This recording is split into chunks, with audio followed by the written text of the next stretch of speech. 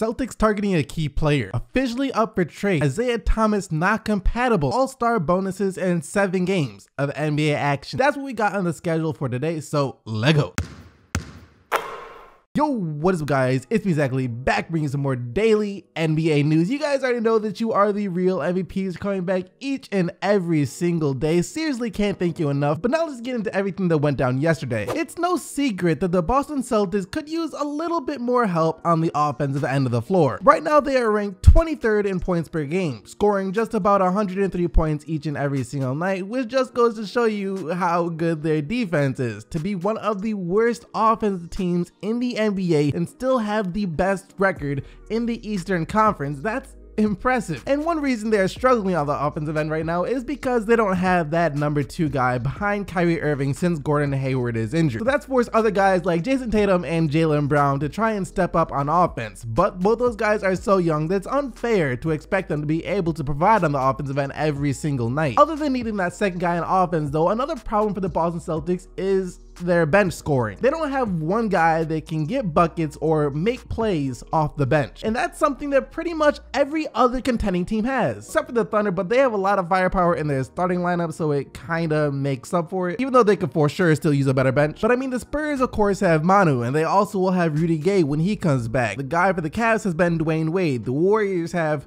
well, they don't have any big scorers off the bench, but they already have Stephen Curry, Klay Thompson, and Kevin Durant, and also have Sean Livingston and Andre Iguodala off the bench, so they don't really need that guy. The Rockets have Eric Gordon. Even the Raptors have Fred VanVleet, who has been amazing for them, and really the entire Raptors bench has just been amazing. Meanwhile, the Celtics have Terry Rozier, who is nice. He's giving them 9 points per game, but hasn't been shooting the ball that well from the field. And other than that, they have Marcus Smart, who gives you 10 points per game, but those are not a good 10 points per game. So the lack of a secondary guy in offense, as well as a primary playmaker off the bench, are the biggest areas of concern for Boston right now. However, one of those things could be changing soon, as reports came out yesterday saying that it is very likely that the Boston Celtics acquire Tyreke Evans by the NBA trade deadline. Now, in previous years, this would have meant little to nothing at all, since Tyreke Evans hasn't been relevant since his rookie year because of all the injuries that he has suffered. This year though, the guy has been amazing. It's just most people don't talk about him because he plays for the Memphis Grizzlies, who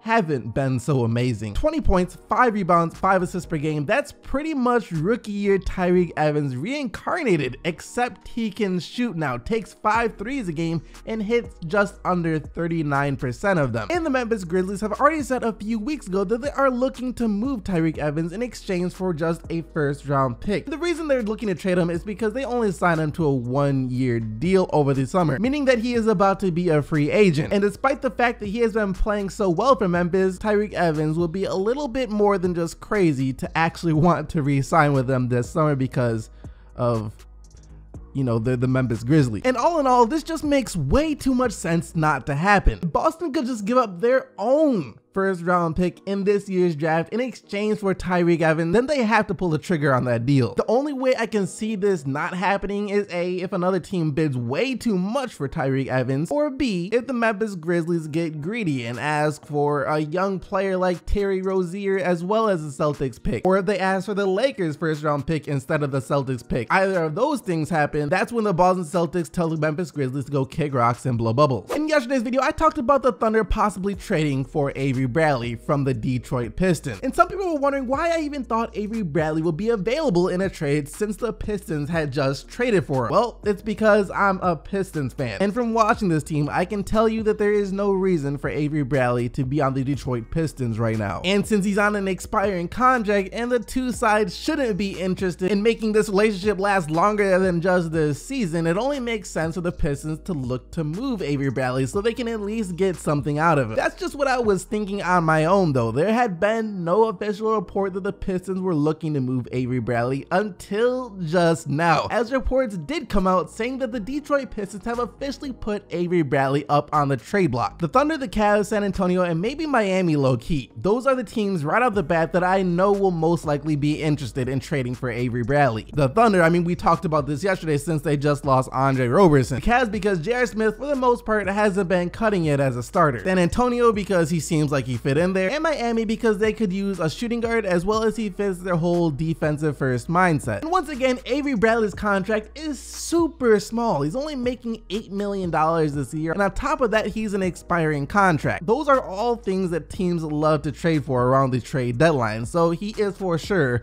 about to be traded. The NBA is really looking to make the All-Star game relevant again, which is great. They had this whole new drafting system this year. It would have been better if we were able to see it, but it's still good that it's at least mixing things up. On top of that, the teams will be playing for a charity of their choice. Hopefully that gives some incentive to these players to actually try, since some people might be depending on them to win. And just in case that's still not enough, the NBA is upping the ante even more. First of all, I just want to say that I didn't even know the players in the All-Star game got paid. Apparently they were getting paid in the past. 50K to the winners and 25K to the losers. That just shows you how rich these guys are. Playing for $50,000 doesn't even get them to try out there. You go to a local gym and say the winners of this game get 50K each, and that game's about to turn real ugly real fast. Anyways though, the NBA is now upping that reward in hopes to get these players to try. Instead of 50K, each player from the winning team will now get $100,000 and the losers will still get $25,000. Part of me really likes this because it shows even more that the NBA is trying to make this competitive, which is great. But then the other part of me just sits back and thinks,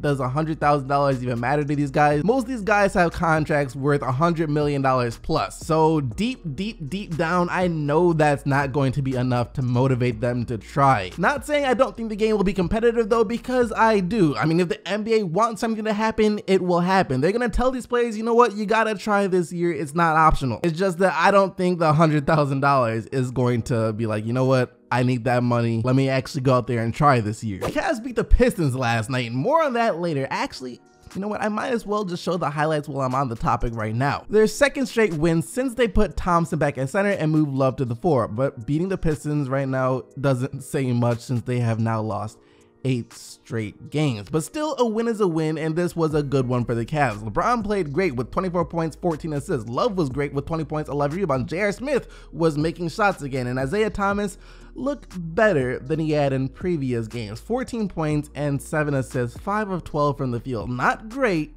but better. Interestingly though, he was benched for the entire fourth quarter, and it was also interesting that it was in the fourth quarter that the Cavs were able to pull away and get the win. The offense was flowing much better and the defense became much tougher with him off the court, and he was asked about why he thought that was after the game. Ty said he used you to close with the third, and then the rhythm of the guys that were out there in the fourth, he stayed with that. What was your take on not playing out there?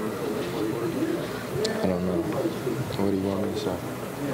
I'm just glad we won.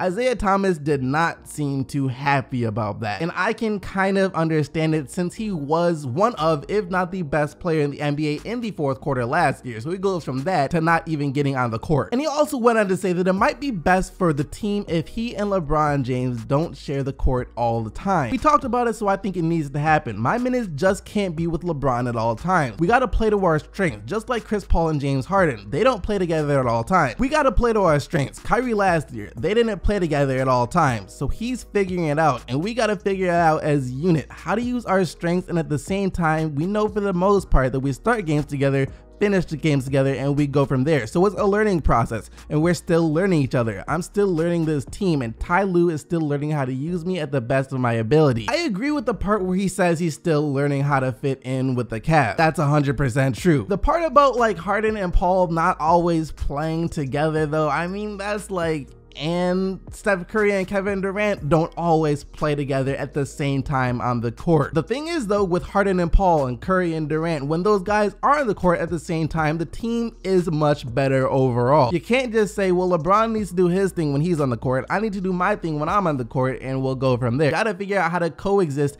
and make the team better when you're both on the court at the same time. What do you guys think though about Tyreke Evans to the Celtics? About the NBA trying to bribe players to try in the All-Star game? Where is Avery Bradley going to end up? Let me know about everything down in the comment section below, but now let's take a real quick look at the games from last night. I just don't think Russell Westbrook will let himself lose to Joel Embiid. Embiid caught Westbrook's body early in this one, and the two of them have a history as well from the last time they played, and that's why I think Westbrook woke up late in this game to guarantee an OKC win. He wasn't even having the best night up until the fourth, then all of a sudden he has 37 points, 14 assists, and 9 rebounds, and the game is over. 122 to 112, the final score. Until Westbrook woke up though, Paul George and Steven Adams were doing their best to keep the Thunder in the game. Adams had 20 points and 13 rebounds while PG dropped 31. After the game, Westbrook did admit that he was looking forward to this game, and he also wanted to let everyone know how the score stands between him and Joel Embiid. Leading into this game, after a little talk, after game one,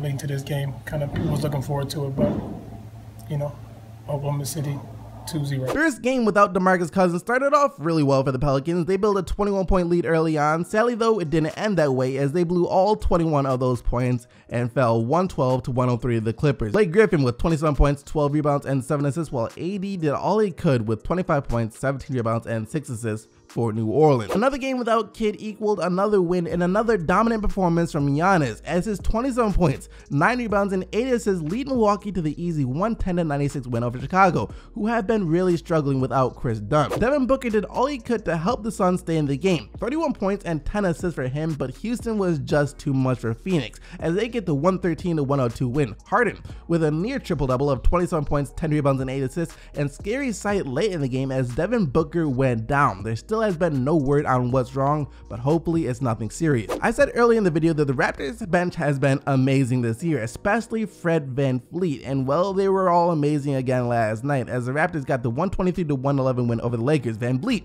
dropped 25 points in only 20 minutes, and the Raptors bench overall scored 61 points. Oh, and Kyle Lowry also had a triple-double with 14 points, 11 assists, and 10 rebounds. Lastly, the Aaron Fox had a career-high 26 points, hit all 6 of his 3-point attempts, so shout out to him for that. That is impressive. Vince Carter and George Hill also played great off the bench, 19 for George and 21 for Carter, so shout out to them for that as well. But none of that mattered as the Spurs still got the 113-98 win. Forbes was 5 of 8 from deep for 23 points off the San Antonio bench. That wraps up all the action from last night though. Hope you guys enjoyed the video. If you did, don't forget to smack that like button and subscribe to the channel so you don't miss out on more daily NBA news, as well as join the quest to 200K #1 in a year. Remember to vote for the player of the day, but also remember that only players whose team won are eligible to win player of the day. And yesterday that player was Steph Curry with his 49 points, 5 assists, and 4 rebounds. Thank you once again for watching. I'll see you all right back here tomorrow for more NBA news, but until then, I am out of here. Peace.